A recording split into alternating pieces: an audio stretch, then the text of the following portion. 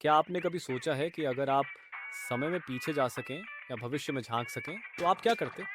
क्या time machine एक दिन हकीकत बन सकती है? टाइम ट्रैवल फिल्मों में तो देखा है, पर असली जिंदगी में इसका क्या मतलब है? चलिए, आज विज्ञान की नजरों से इस रहस्य को समझते हैं। हम सभी समय के साथ बह रहे हैं, लेकिन समय सिर्फ घड़ी की सुइयों तक सीमित नहीं है। अल्बर्ट आइंस्टीन ने बताया कि समय एक चौथा आयाम है, जिसे हम स्पेस टाइम कहते हैं। उनकी थ्योरी ऑफ रिलेटिविटी के अनुसार समय स्थिर नहीं है।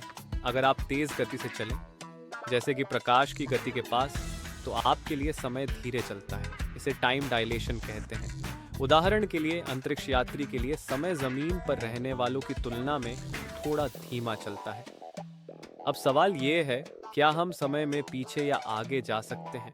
विज्ञान के अनुसार भविष्य की यात्रा संभव हो सकती है, सिद्धांत रूप से। अगर आप किसी बहुत तेज रफ्तार वाले स्पेसशिप में जाएं, तो आपके लिए समय धीमा हो जाएगा, और जब आप वापस लौटेंगे, धरती पर कई साल गुजर चुके होंगे, यानी आप भविष्य में पहुंच चुके होंगे। लेकिन अतीत में जाना, वो काफी जटिल है। कुछ वैज्ञानिक मानते हैं कि वॉर्म होल, ब्रह्मांड में शॉर्टकट्स, समय में पीछे जाने का रास्ता हो सकते हैं, लेकिन ये अब तक सिर्फ थ्योरी है।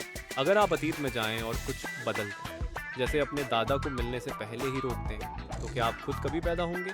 इसे कहते हैं ग्रैंडफादर पैराडॉक्स। ऐसी उलझनों की वजह से कई वैज्ञानिक मानते हैं कि अतीत में यात्रा असंभव है। कुछ का मानना है कि अगर टाइम ट्रैवल हो भी सकता है, तो वो केवल पैरेलल यूनिवर्स में हो सकता है, यानी अलग ब्रह्मांड में। तो क्या टाइम ट्रैवल संभव है?